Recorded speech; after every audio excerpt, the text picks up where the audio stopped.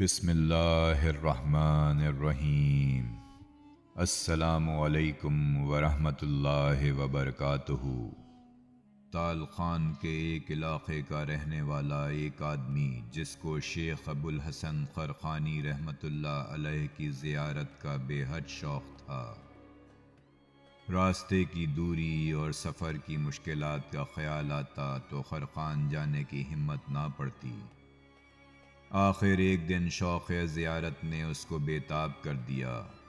رخ زیبا کی زیارت کے لیے سامان سفر باندھ لیا۔ راستہ کٹھن اور دشوار گزار تھا، لیکن وہ ہمت کا پکا تھا۔ کئی دن تک پہاڑی اور جنگلی راستے سے ہوتا ہوا ایک طویل اور پرصعوبت سفر کے بعد آخر کار منزل مقصود تک پہنچ گیا۔ شہر قرخان میں آ کر اس نے شیخ ابو الحسن رحمۃ اللہ علیہ کے گھر کا پتہ دریافت کیا۔ وہاں جا کر نہایت ادب کے ساتھ دروازے کی زنجیر ہلائی۔ تھوڑی دیر کے بعد ایک عورت نے کھڑکی سے جھانک کر پوچھا، کون ہے؟ اس نے جواب دیا، میں حضرت شیخ ابو الحسن رحمۃ اللہ علیہ کی قدم بوسی کے لیے شہر تالخان سے حاضر خدمت ہوا ہوں۔ اس عورت نے کہا، واہ میاں درویش، بھلا یہ بھی کوئی مقصد تھا جس کے لیے تو نے اتنا طویل اور کٹھن سفر طے کیا؟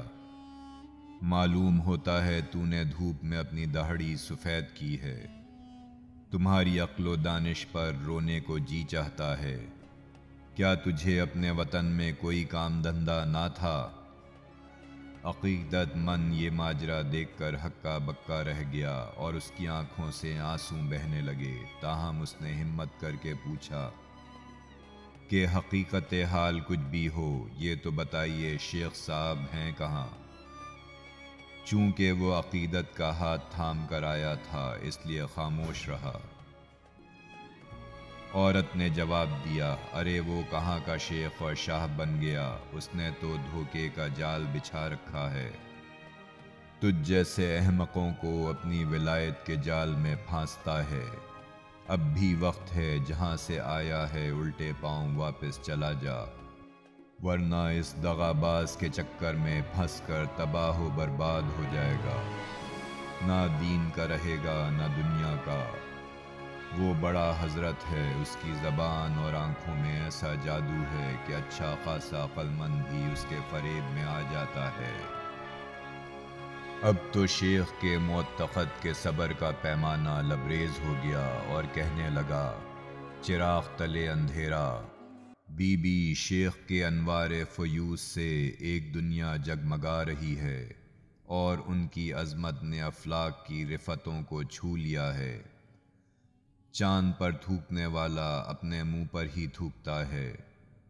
کتا دریا میں گر جائے تو پانی ناپاک، آفتاب عالم تاب پر لاکھ پھونکے مارو وہ کبھی نہیں بجھ سکتا۔ چمگادڑ رات کے اندھیرے میں اڑنے والی سورج کو نکلنے سے کیسے روک سکتی ہے؟ غرض درویش نے شیخ کی اہلیہ کو ایسی کھری کھری سنائی کہ وہ اپنا سا منہ لے کر رہ گئی۔ وہ آدمی وہاں سے نکل کر شہر کے لوگوں سے شیخ کا پتہ پوچھنے لگا۔ کسی نے بتایا کہ وہ جنگل کی طرف گئے ہوئے ہیں۔ یہ سنتے ہی وہ راہ حق کا مسافر دیوانہ وار شیخ کی تلاش میں جنگل کی طرف روانہ ہو گیا۔ راستے میں شیطان نے اس کے دل میں وسوسے ڈالنے شروع کر دیے۔ سمجھ میں نہیں آتا آخر شیخ صاحب نے ایسی بیہودہ بدتمیز اور زبان دراز عورت کو اپنے گھر میں کیوں رکھا ہے۔ عجیب معاملہ ہے، یہ میاں بیوی آپس میں کس طرح زندگی گزارتے ہوں گے؟ ایک آگ ہے اور دوسرا پانی، ان مجموعہ ادراد میں محبت کیسے ہو سکتی ہے؟ ایسے وسوسے آتے بیچارہ گھبرا کر لاہول پڑتا اور کانوں کو ہاتھ لگاتا۔ شیخ کے بارے میں ایسے خیالات کو دل میں جاگزیں کرنا نادانی ہے۔ انہی سوچوں کا تانا بانا بنتا چلا جا رہا تھا کہ آخر دل نے کہا کہ اس میں کوئی بھید ہوگا۔ وہ انہی خیالات کی دنیا میں گم تھا کہ اس کی نظر ایک شخص پر پڑی جو شیر کی پیٹھ پر اس شان سے سوار تھا کہ پیچھے لکڑیوں کا گٹھا لدا ہوا ہے اور ہاتھ میں سیاہ سانپ کا کوڑا ہے۔ عقیدت مند سمجھ گیا کہ یہی شیخ ابو الحسن خرقانی رحمۃ اللہ علیہ ہیں۔ اس سے پہلے کہ یہ کچھ عرض کرتا، شیخ نے دور سے ہی مسکراتے ہوئے فرمایا، عزیزم، اپنے فریبی نفس کی باتوں میں نہ آ اور ان پر دھیان نہ دے۔ ہمارا اکیلا پن اور جوڑا ہونا نفس کی خواہش کے لیے نہیں ہے، اللہ عز و جل کے حکم کی تعمیل کے لیے ہے۔ ہم اس جیسے سینکڑوں بے وقوفوں کا بوجھ برداشت کرتے ہیں۔ یہ گفتگو میں نے تیری خاطر کی ہے تاکہ تو بھی بدخو ساتھی سے بنائے رکھے۔ تنگی کا ہار ہنسی خوشی برداشت کر، کیونکہ صبر کشادگی کی کنجی ہے۔ اللہ تعالیٰ نے مجھے یہ بلند مقام اپنی بیوی کی بدزبانی پر صبر کرنے کی وجہ سے عطا فرمایا ہے۔ اگر میں اس کی ہرزہ سرائیاں برداشت نہ کرتا تو یہ شیر میرا مطیع کیسے ہوتا؟ اگر میرا صبر اس عورت کا بوجھ نہ اٹھا سکتا تو یہ شیر میرا بوجھ کیسے اٹھاتا؟